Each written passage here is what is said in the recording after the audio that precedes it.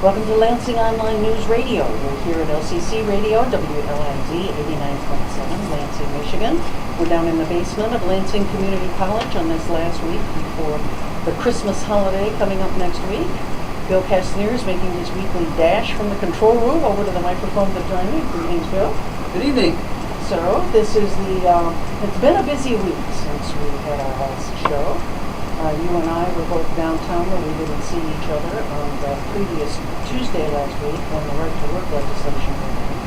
What were your impressions from the time? My impressions were that it was a very easygoing crowd. I did not see them tear down the tent though, but it seemed very calm. It was a little disorganized because it couldn't be on the Capitol steps. Right. So the audience didn't know enough to turn toward City Hall. We didn't hear a lot of the comments or the speakers easily. They all kept facing Capitol steps. Waiting for something to happen. So that wasn't their fault. It was the Capitol steps had been reserved by the conservative group. Americans for Prosperity. They were the ones that had also put up the tents, the two tents on the grounds there. They snuck in right at the right time to sort of try to spark a controversy. And it worked. That was the only negative thing I read about it all week. Was that they put a tent down and destroyed some things. There was an altercation with one of the Breitbart group that is also Fox contributor. Apparently, there's some video that shows him pushing the guy first, and so it's quite a confused situation. It looked like a setup to me. Yeah. It really did. No one really got hit. It's very hard to tell from the video. Yeah, it's really strange. But overall, it's the largest probably demonstration in modern history of the state capitol. I figure, based on previous experience, that is the biggest that I've seen. We've seen some big ones. By far. I couldn't get on the north side of the capitol. It was that packed. There was so many people. What was interesting was that the Thursday before, there had been the rally at the Capitol while the bill first sort of started to rocket through the legislature, and we saw the lines of Michigan State police cars lining the streets, and we saw the patrol car right there in front of the Capitol. I captured a picture of that. It was really disturbing to see that right out in front. I noticed that the night before, our friend Todd Hayward, who was on last week's show, he had written an article for us on Lansing Online News with Father Peter Doherty, the head of the Michigan Peace Team, talking about how it was time to de-escalate, that we needed to change that imagery, because if you have that many patrol cars and all these officers in line here, sometimes it sparks as much violence as you think it's going to prevent. And I was pleased to see the police pull back. I don't think even up to the last minute that many in the plan, but they did pull back then. There were definitely a lot there, though. Police presence between snipers. Yes, I have a picture from somebody submitted it to us. So they're putting it up showing the sniper. Helicopters, two helicopters nonstop. I don't know where the person goes. What were they going to do if something happened with helicopters? There was a lot of police presence. They all got trained. They were buffs. Or the fighter that killed us.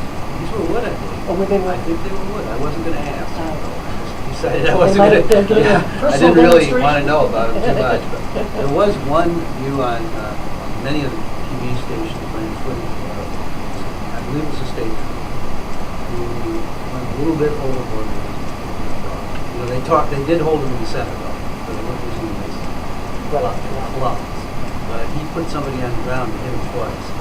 His fellow officers pulled him off, just like that. They had him off their time.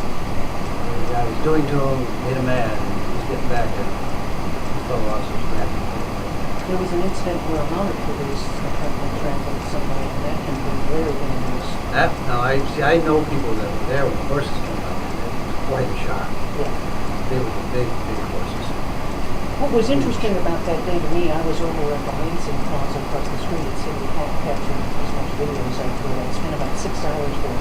So I put up 16 videos, everybody from James Honker to Jesse Jackson to Bob King, the head of UAW, so anybody who would like to see those full speeches can see them. It's a pretty good historical record of the event. Yeah, and you were absolutely right though. A lot of the crowd there really, I don't think, knew that those speeches were going on.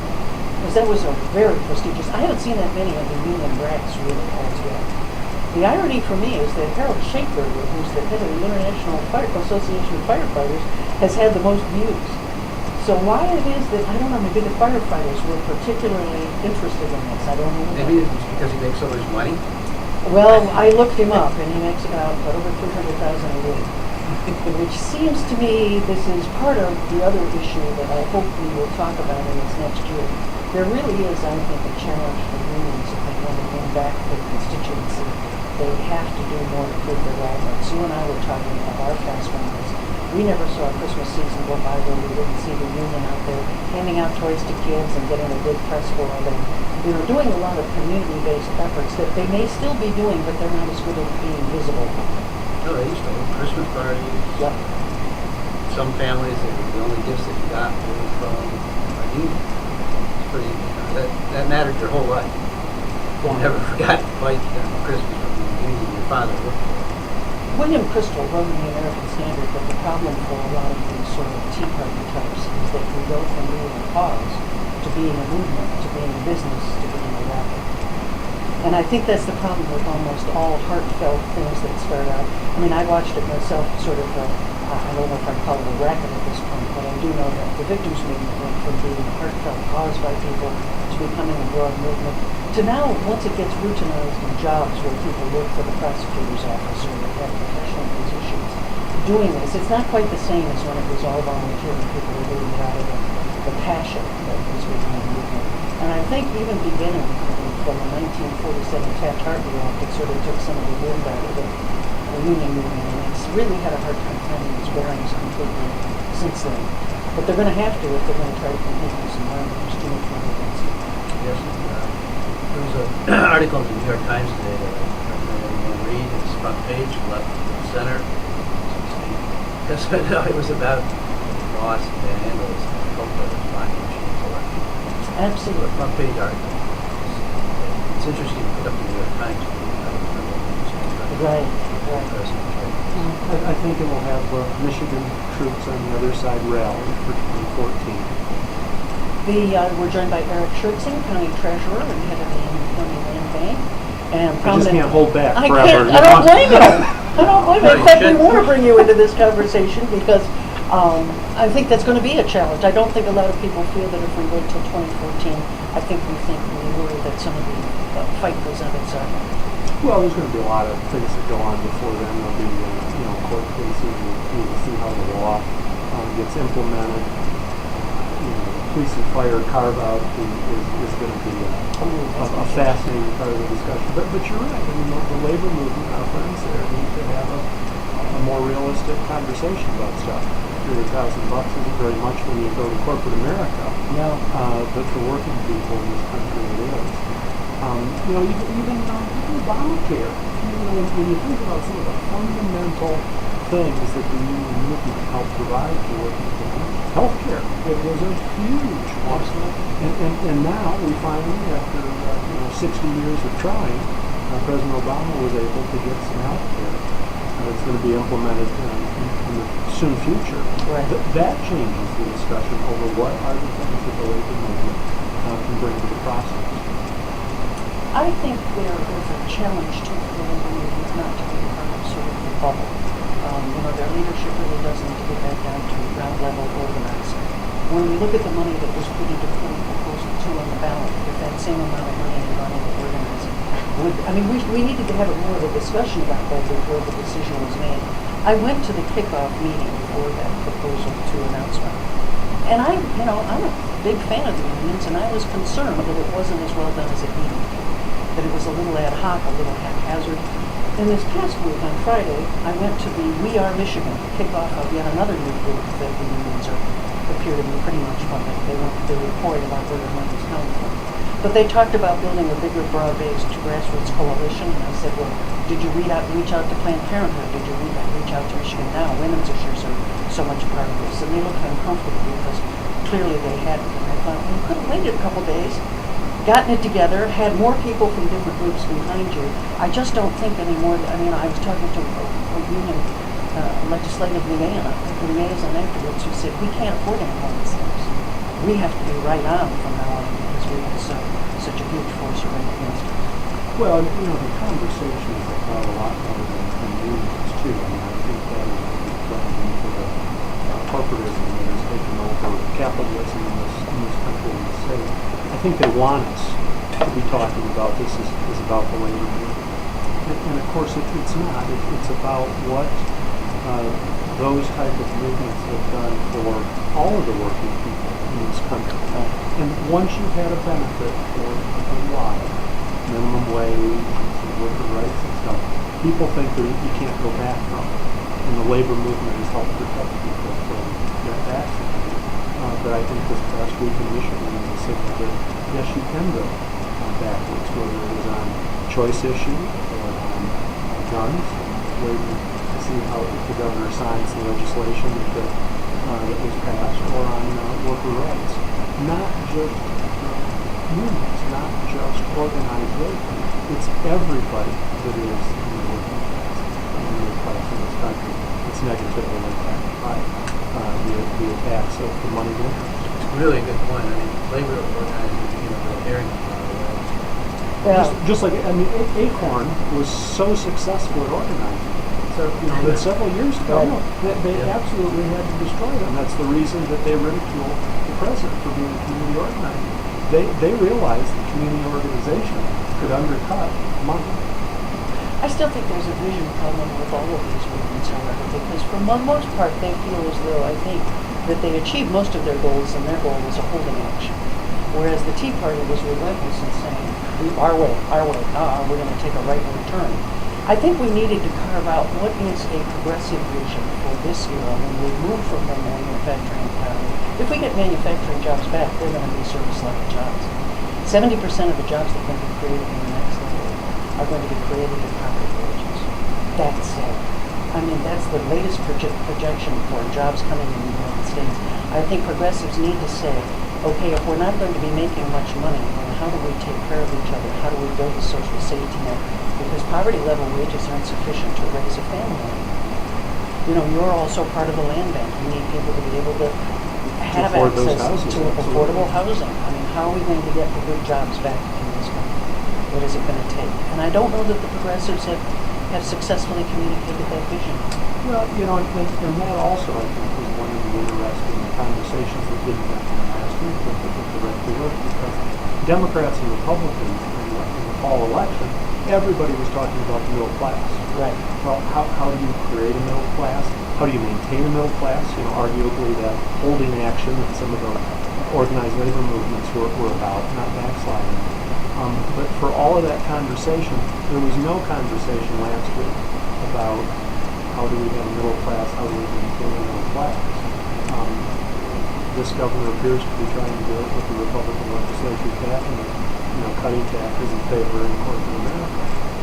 And capitalism is at best amoral, and at worst immoral. I mean, it just, as a stockholder, I expect them to make me money. I mean, that's their only legal obligation. That is their responsibility. So we look to government to equal or even that score for the public, for the citizens.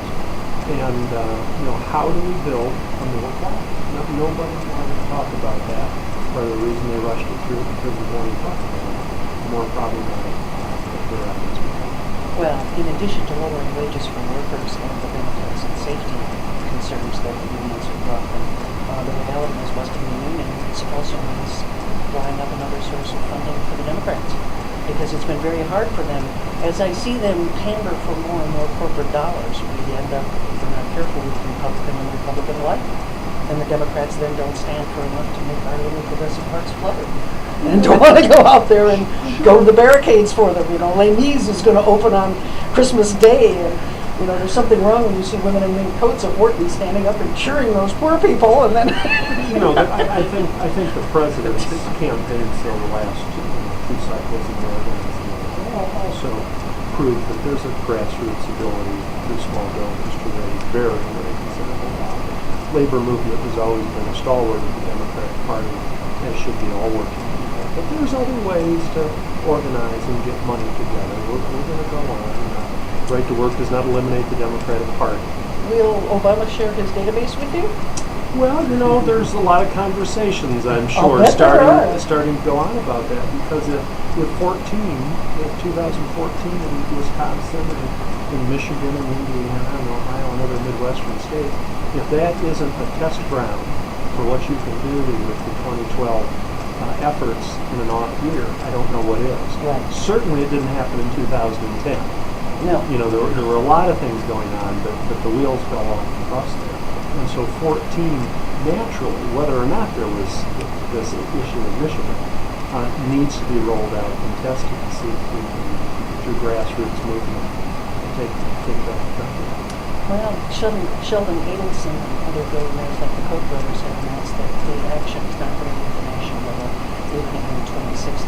They've realized that for much smaller amounts of money they can have profound impacts in states like Michigan. If they can take what has been the Midwest and turn it into being sort of the militia-led South and turn us into Michigan, hard-pressed to be able to see the birds of the Democratic Progressive Party.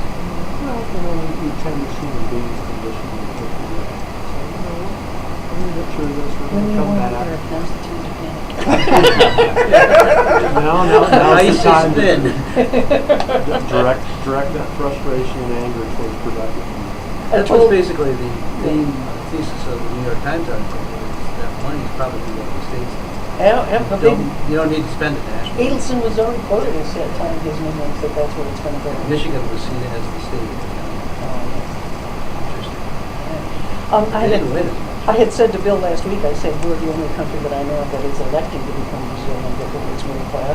And I looked up some statistics so I could write about that and found out, no, Brazil's actually trying to build a middle class. We're the one that's losing it. So I guess we're going to have to work pretty hard, I think, Eric. What else is new on the local front? Well, first I got to tell everybody that it's LCC Radio, 89.7 here in Lansing, Michigan. I was trying to think how to transition on it. Yeah. I grabbed a few things off of the counter. We're getting into income tax season, so there's the Asset Independence Coalition that provides low and moderate income households with free income tax preparation.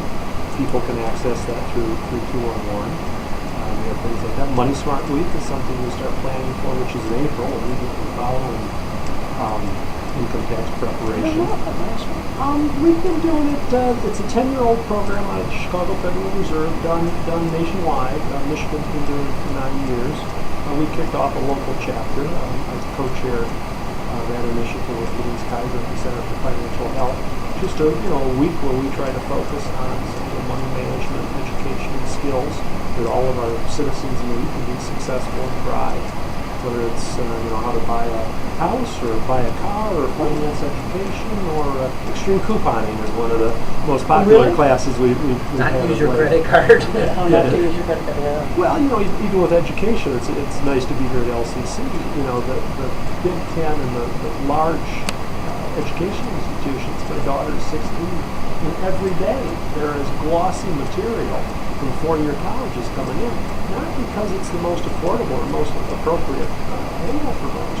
For many students, it should be a community college, a much more cost-effective place to start their education.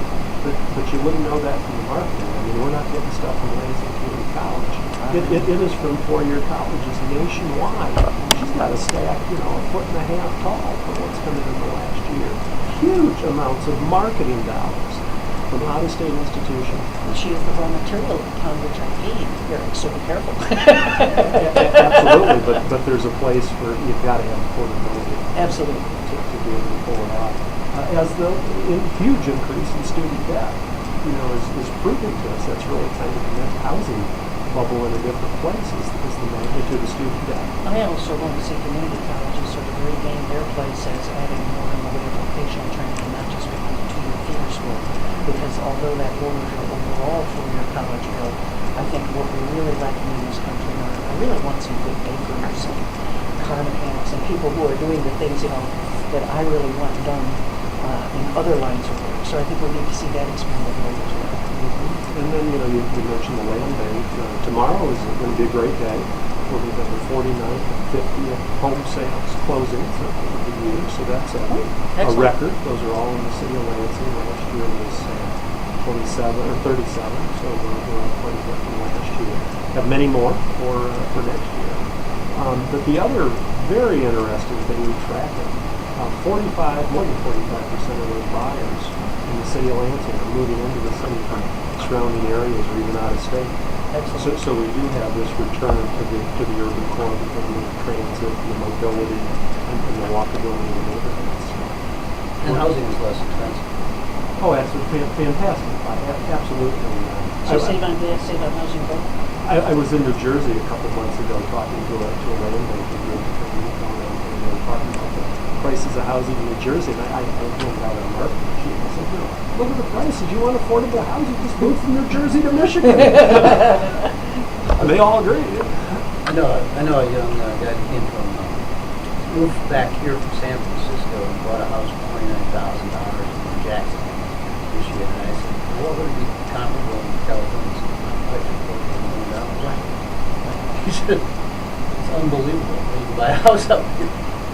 Well, that's one of the concerns I had about working with capital was I think there was a big preface article by Brian Dickerson that said, we're sending the wrong message. We need to hang on to our college grads. We need to make Michigan the kind of place with high income jobs, make it attractive, rather than to see our young college grads move elsewhere.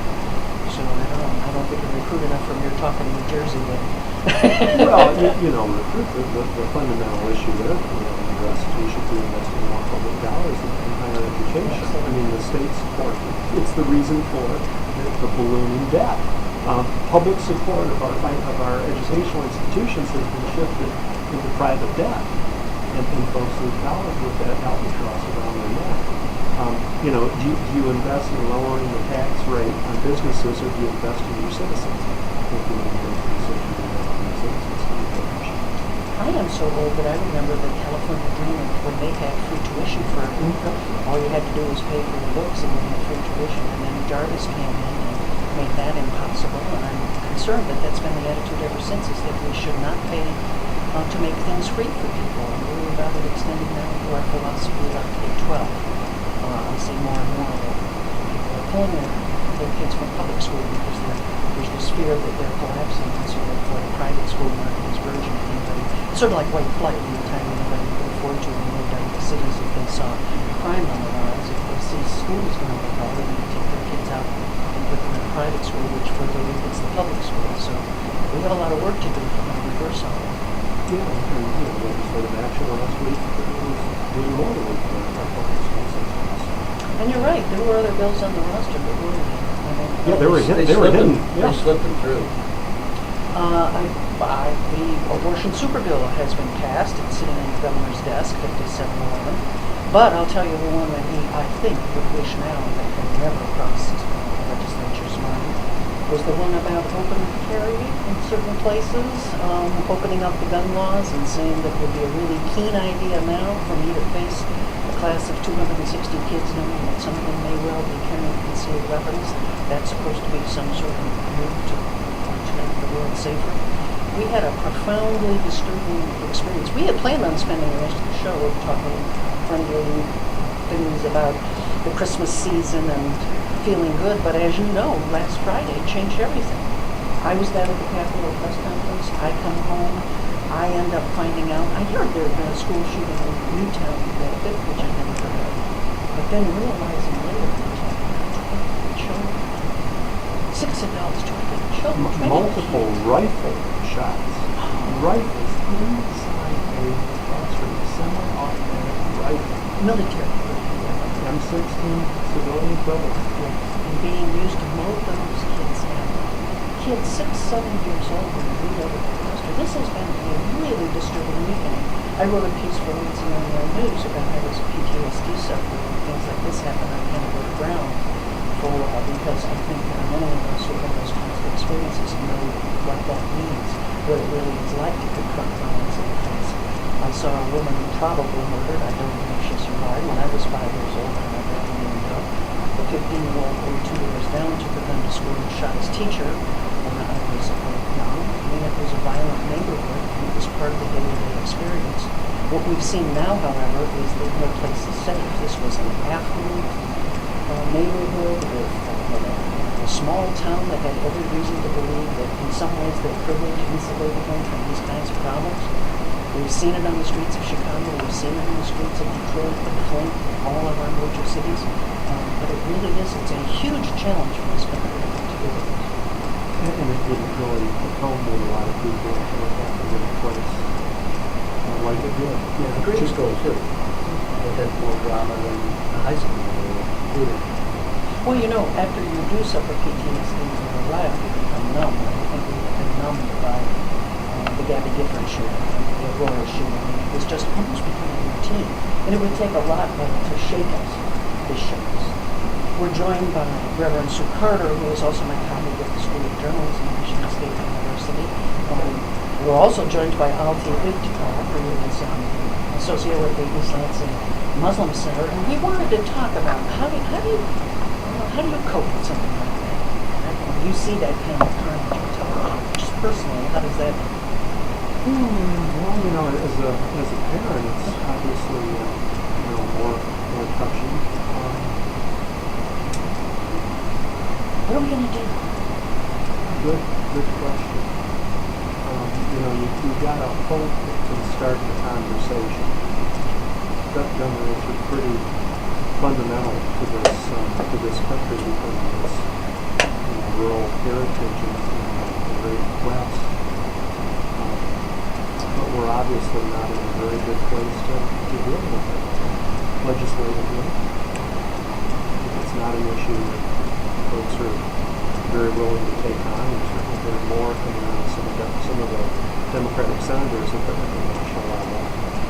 But the U.S. House is completely silent about it.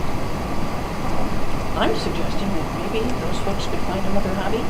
Pool, billiards, swimming, volunteering at a homeless shelter, taking care of disturbed young teenage boys who play too much Call of Duty. Yeah. But it relates into Bill's comment on the smokers that were around last week. I said to a number of folks that over time, thinking about Friday or even the work on themselves, that someday they're going to regret all of those guns that National Rifle Association put in its hands. I mean, it can only go so far until it gets out of hand. What do you talk about with your villagers? So what do they say about this kind of violence? Well, certainly it was a great way to express some of the Jewish parish, which is trying to understand, trying to hopefully get it better as you put up with the action. On the ground, go into it more so that there are helping people understand that from my faith tradition and my position, this is not something that God has willed. This is not something that God will encourage them. The question then becomes, where is God in all of this? God was in the principal group and She and the school psychologist went to the door to try to tackle it. So there are those kinds of conversations. Gary Hall is being installed as the National Communications. He's interested certainly in education. And he said it's time for the crosswalk. Oh, wow, that's a powerful song. Yeah. May I ask you, however, is there a split within the cross lobby? I mean, there are fundamentalist churches that I think might say that would be appropriate in their assembly for their part. Of course, because the church is a variety of people. Right. And no doubt, as we go across the spectrum, but there is a certain group of Christians who are being called out of stand and saying, this is not good. I think there's been a sea change. I don't think you can look at the pictures of those 21 kids, take a look at those faces and say, gee, I guess we're okay, we just keep doing what we're doing. Joe Scarborough, who does former Florida Representative who now has a marine show, issued a really poignant sort of video talk this morning saying he's always been a large supporter of gun rights, no question about it. And now he's saying, this is it, I have to change my ways. And he's not just saying for it, he's saying I have to change my ways. You may recall, they were calling it out from the school of journalism, going to contract. Yes. About 15 years ago, shortly on the heels of this whole crash with children. I got to see them, and it was so tragic, even with some time distance from me, to understand who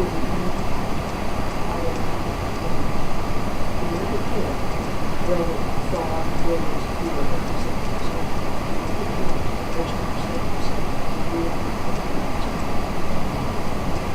stricter rights with respect to guns, to the extent that the British Olympic team has to practice freedom off highway. Unlike, doesn't MSU have a gun room? A new one. With the understanding, correct? So, this has a very long. It does. This is from your tradition. We're joined also by Alti Iftikhar from the East Lansing Muslim Center. From your religious tradition, what kind of answers does your tradition bring to this situation? I think this is, first and foremost, our prayers and condolences, and our emotions go out to this tragic shooting. But it's really, I think it's kind of tough to grasp. And I think in this particular instance, the fact that it happened to, like you said, 6-year-old kids and 7-year-old kids, it's really hard to kind of put a grasp on it, And I think from a faith standpoint, it's very difficult to say, what God's plan or what His wisdom is in this whole thing. And that's kind of the outlook that we have is, things that happen, they happen because God allows them to happen. Why they happen, the reason behind it, we're human beings and our wisdom is limited, and we believe that God's wisdom is infinite. So for us to kind of comprehend or try to understand why certain things happen, I'm not just talking about the shooting incident, I'm just saying in general, it's something very, very difficult to understand. I think one way we can relate to this situation as Muslims is, if you look at the past year, the things that have been happening in the Muslim world, and especially most recently in Syria, every day we get news of 15, 20, 60 people not just being killed, but being tortured, and this is by their own government. So imagine what type of sick, twisted person does this. And by no means am I saying, is one thing worse than the other, but for us as Muslims, we've been dealing with such bad news on a daily basis. We had Syria, we had Egypt, we had Libya. I mean, it seems like the last couple of years, it's just been, mass murder after mass murder. And, just listening to the panel discuss it, I do hope that it does bring about change. But unfortunately, this is something that I've noticed is we kind of run into this pattern as a society in general where we get stricken with some type of calamity or hardship. And for some time we do unite and we do call for change. But then it seems like those effects wear off. And then once we get through a certain mourning period or a certain period where we're doing work together, then we kind of fall back into our old habits. And this is something natural because as human beings, this is just something that occurs. But I really think that as much as the gun issue is something that needs to be discussed, and I agree 100% that this needs to be discussed, and this is just a twist on it is, Chris Rock, a stand-up comedian, he had a stand-up act about guns, and he said in a joking fashion, he said, if bullets cost $5,000 per bullet, people wouldn't be going around just shooting aimlessly. They'd make sure that if they were going to shoot, it would count. And he was using humor in a sense of saying that there needs to be some stricter regulation. But I think the other thing, you have a right to your gun, but not to your bullets. Exactly. but I think I think equally, if not more, one aspect of this entire situation that is kind of going unnoticed is the mental health aspect. I'm in medical school, and I actually just finished up a rotation at an inpatient psychiatric facility, and the amount of mental health that people are suffering, especially in this country. We have depression, bipolar, schizophrenia, PTSD, like you had mentioned. These diseases, unfortunately, number one, are going there's an extreme high rate of undiagnosis. And if they are being diagnosed, there's an extreme high rate of being untreated. Or if they are being treated, there's a very low, people aren't being very tolerant and they're not keeping up with their treatment. And a lot of these instances, unfortunately, we had Columbine, years ago, we had the Aurora shooting, we had, this most recent shooting. And a lot of times when these things happen, unfortunately, the perpetrator ends up either killing themselves or being killed in the incident.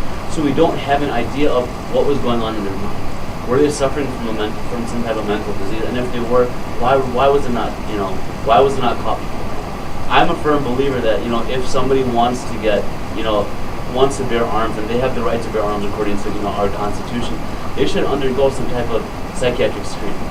That's just my personal opinion. I'm not that well read on the law or gun control, but people focus so much on the gun control aspect of this particular issue.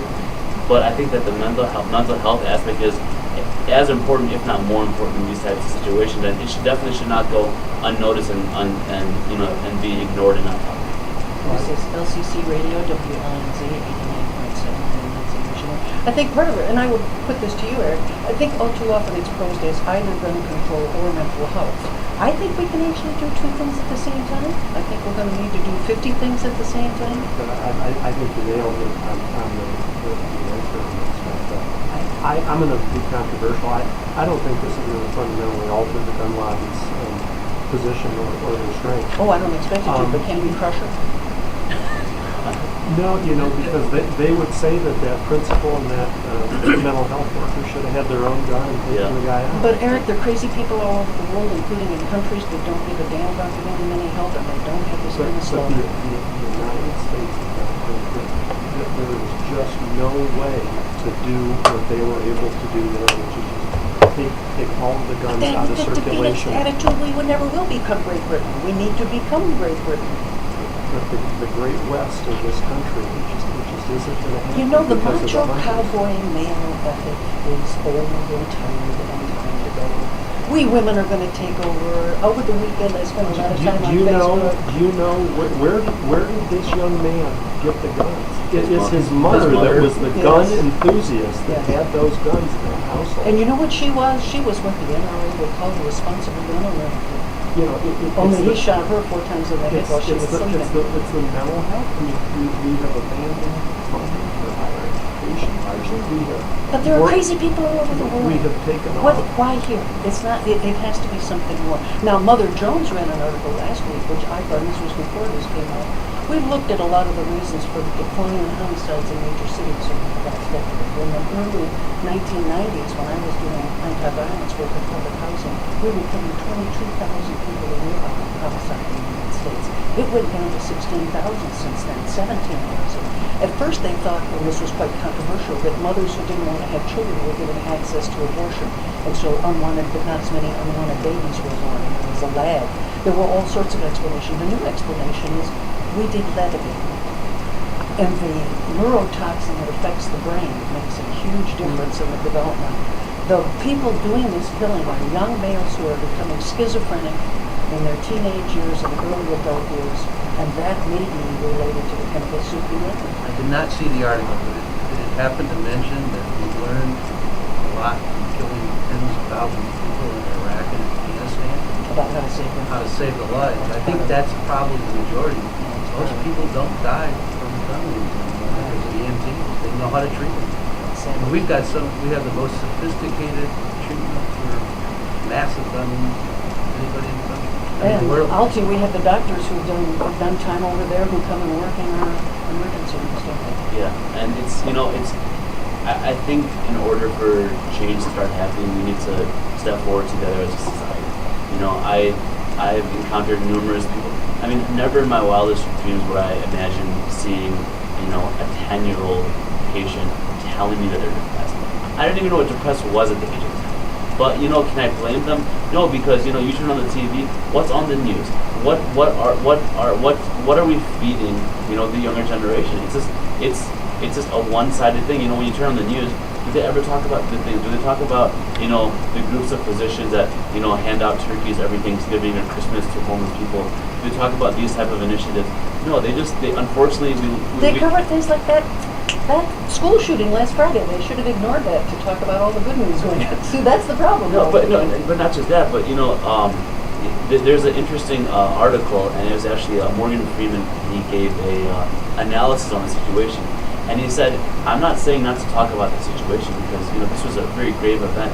But he said that instead of all of these media outlets and these news teams focusing on the killer, why are they not talking about the victim? I think they're talking about the victims a lot. But if you look at a pattern in everything, for instance, let's look at the first event was Columbine. That was kind of the entrance to this entire gateway of school shootings. Me personally, I would say 85% of the coverage focused around the people. 85% of the coverage focused around the shooters. I don't even remember a victim's name. I hardly remember any recollection of a victim.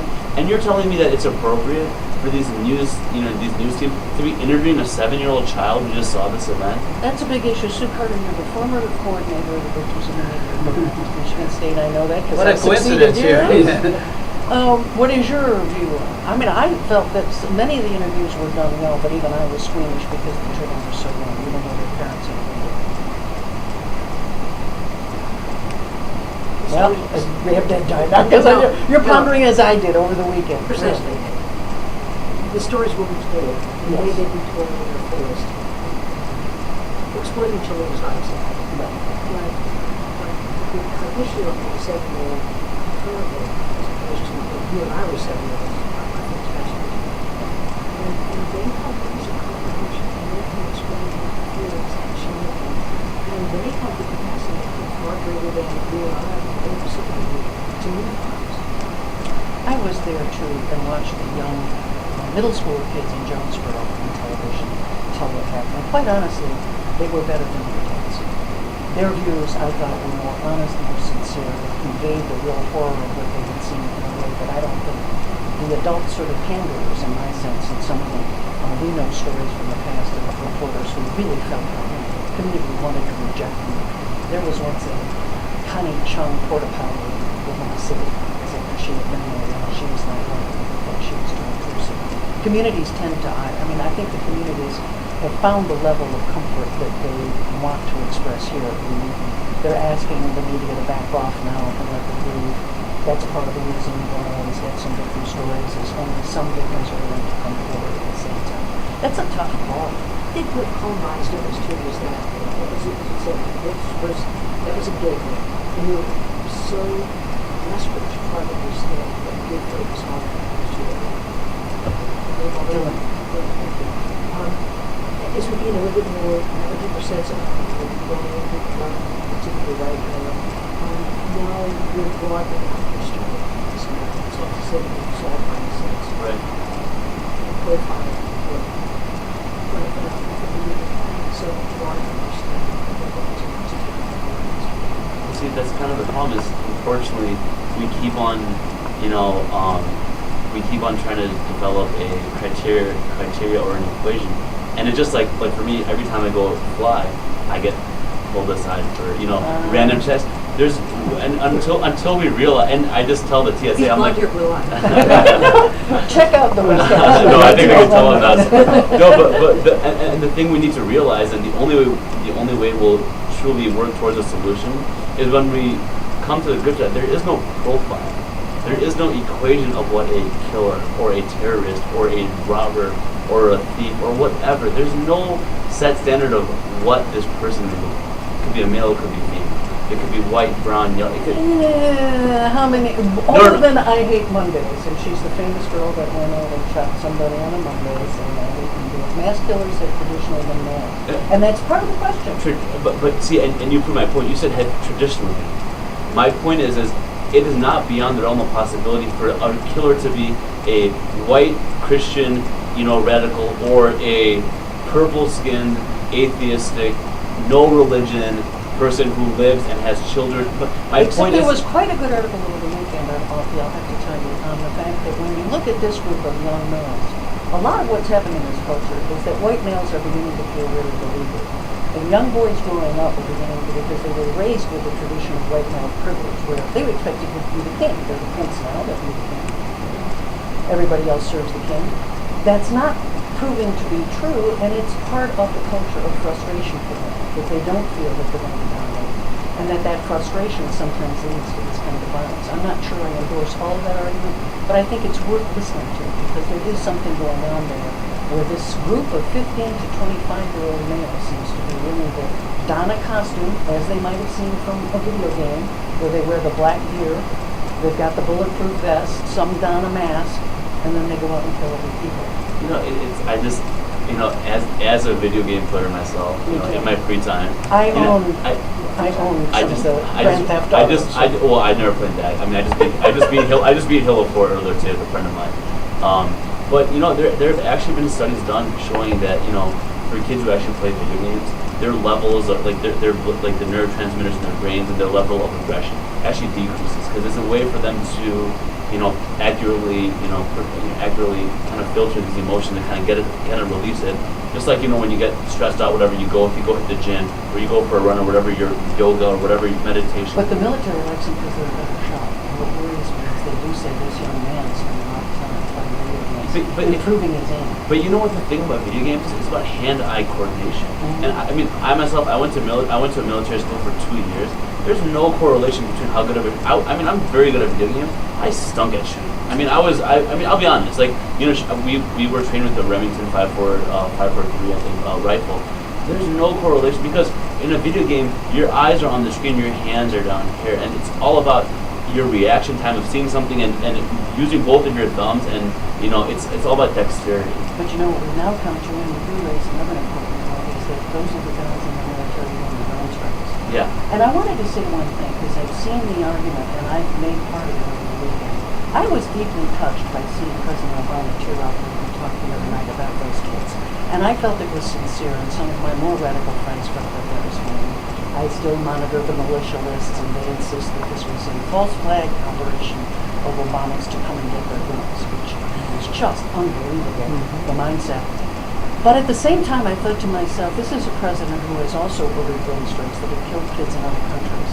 And if we think about the horrific psychic damage that does to the families of the communities there, I worry we're going to see the blowback from that. Yeah. You can't kill kids for any reason. You can't. And my heritage growing up, my parents are both from Pakistan.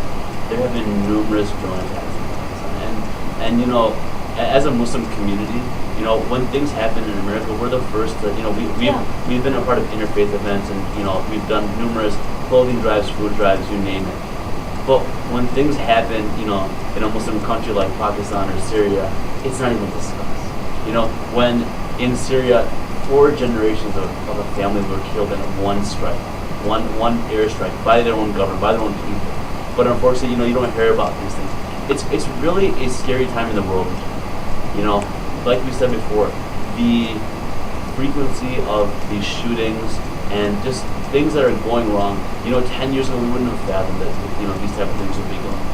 So I think it's safe to say that it's a very unsettling time that we're in right now. To be seeing not only the events that occur, but the increasing of frequency. And and this is just one of my conspiracy theories, I kind of have a feeling that how the whole Mayan prophecy of the world. I think yes. I really it's the feel calendar that ends. Exactly, but I really feel that some people, once again, they might have some mental health instability. Yes. I feel like they may think that they need to feed this prophecy, or they need to do something because in their mind they truly believe that the world's going to end. So we've just gone pretty far afield in this circle of all the complicity that so many of us, including the president, have in randomly providing. So what simple movement forward can we reduce this to that we might actually accomplish? Eliminating the large clips, eliminating semi-automatic guns. We've just made the issue so large and vast and difficult that people are going to move on to the next thing, and there's going to be very little impact from even the slaughter with multiple gun rifle shots to first graders. You put your finger on something that's really important. We live in a world of complexity, and it will take complex solutions. If there were simple ones, my suspicion is we would have done them. But the challenge is that we need to do everything, and then it becomes we almost become paralyzed and do nothing. That's why I argued today that the country seems to be suffering from PTSD. We become numb. We look at climate change and we just say, oh, that's too big, we can't do anything. We look at the issue of violence in the culture, oh, that's too big, we can't do anything. We have banks, that have literally, we're watching the money flow upward where 1% controls 40% of the wealth and 20% of the income every year. And we say, oh, but I guess we can't do anything like that. It's that sense of impotence that I'm worried about. But what if we take the metaphor of the steps? And there are 2 ways to conclude it here. One is to simply take the steps and wipe them to do it. Or it's to really thoughtfully it's painstaking, and that we can identify good, practical, step-by-step solutions, or perceived solutions. I think we can do this. It will happen a long period of time, but it is really this That's a wonderful input, so I really appreciate that. Do you think that you're seeing that kind of mindset in your community, that people are willing to become more active and say that they're willing to do more, whether it's at the governmental policy level or whether it's at the community level and It's still early days, this particular to but those are the kinds of talks that we need to have coffee with. So how do we convince the people that bought a record number of handguns and other kinds of illegal licensing on Black Friday? They had the largest number of background Gun checks sales. ever in a single day. we're How do arming we ourselves to the Yeah, teeth. that's one of the problems. I mean, that is a problem. We have too many guns, the amount of people we have. And the prediction is that this event will cause the sales of this particular rifle before the end of the year to skyrocket. As did with the back assault rifles back in the 2000s. You know, could pictures of the murder victims of first graders with multiple rifle wounds impact it? Pretty controversial thought. It is, but you know what, a lot You know, of the we research don't see the shows- military anymore either. There's an argument on both sides that we don't want to sanitize the violence, but on the other hand, for a certain group of people, that's violence porn. And it becomes part of what feeds what you're talking about. Even though it was untrue, in a salon later wrote an article that showed that Eric Harrison, Bill McLeod, weren't members of the trench coat mafia, didn't do all of those things. It was the mythology that grew up.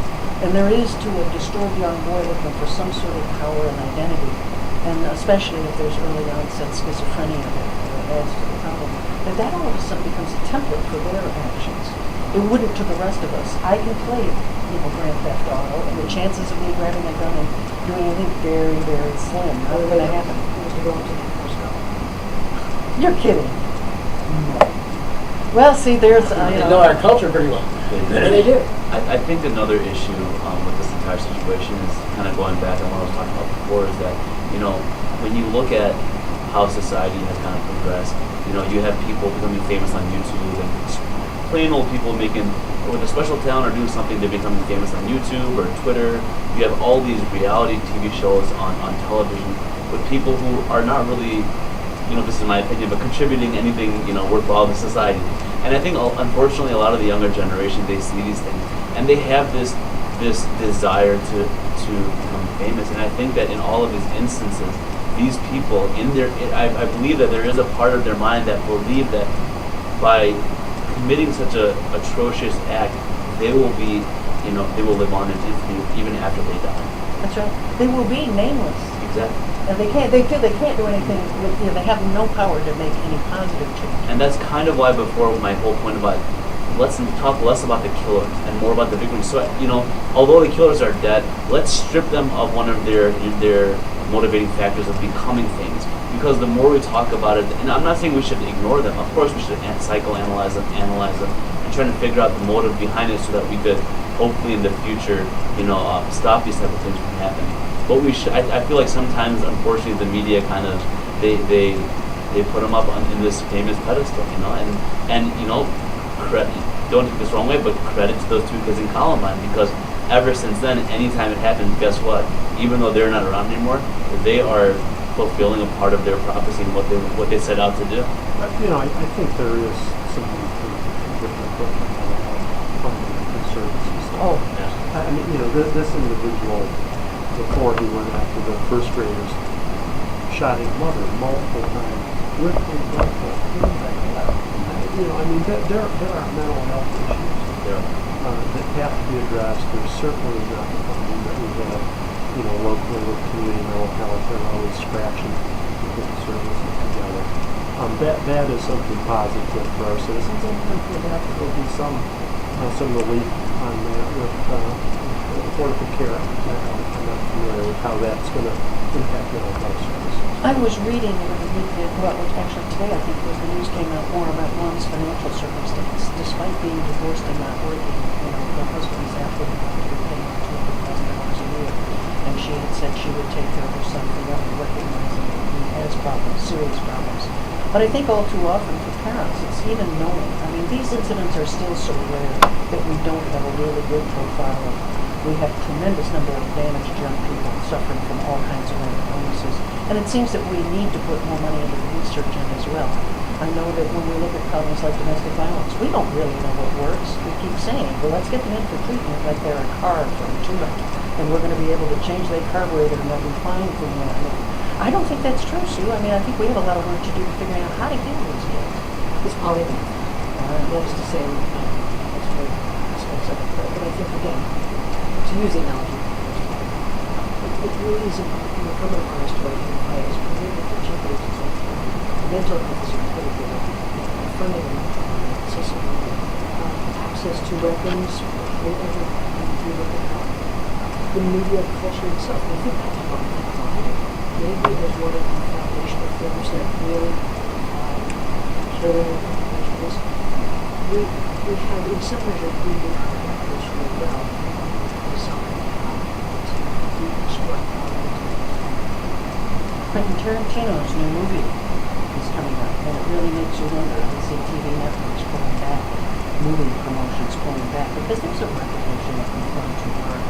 You know, my old friend, the profiler, it's not John Douglas, it's when he talked to me, he said, we're conducting a giant experiment by putting teenage boys who are trying to grapple with their sexual feelings into dark theaters at night with their arm around a girl and then showing them violent images. And we wonder how that experiment's going to come out. We don't all see things the same way. I may be able to characterize that girl and not become violent, but I don't know to a vulnerable 13-year-old who's starting to have some difficulties.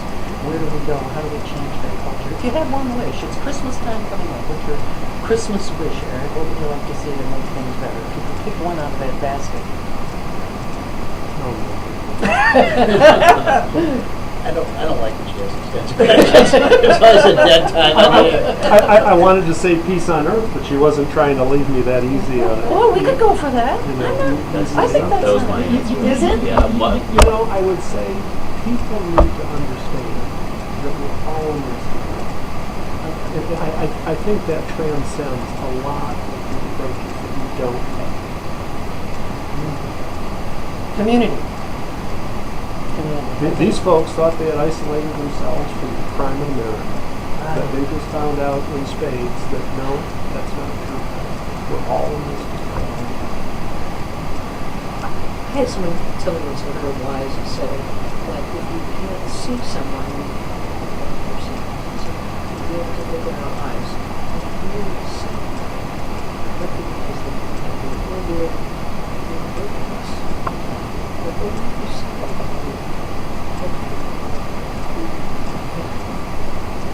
I was so struck by the father of little Emma who was born in 1787, the extended his immune system, which, by the way, actually it sounds like bullshit. Yeah, I don't know, it seems to me, it sounds like a movie. And I do think we need to reach the point where we have that kind of community in real life that we are in it together, even in my family, struggling for answers, trying to figure it out. She hired a babysitter and told the babysitter don't turn it back on. She knew that she had a English child, but she didn't know what to do. I mean, we don't know where to do it for her sometimes. So you go for peace on.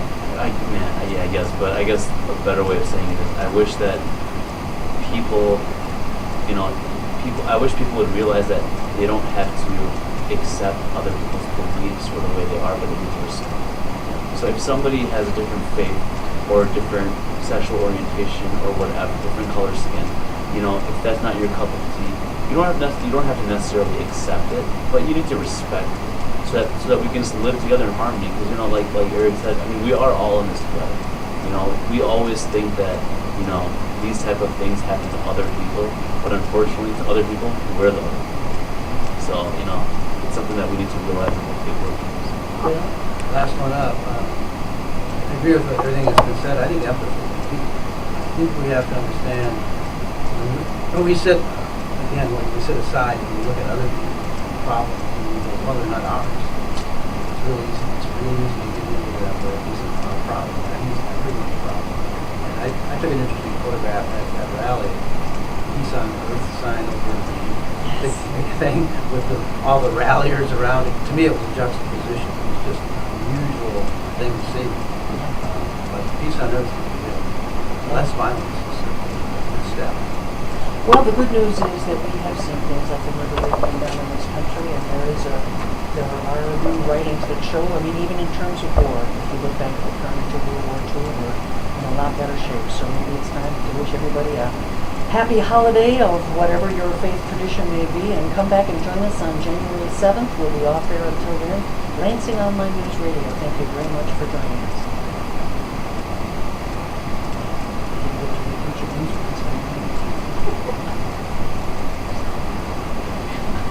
I don't know, let's jump back in. Yes. Good show. Nice. Yes.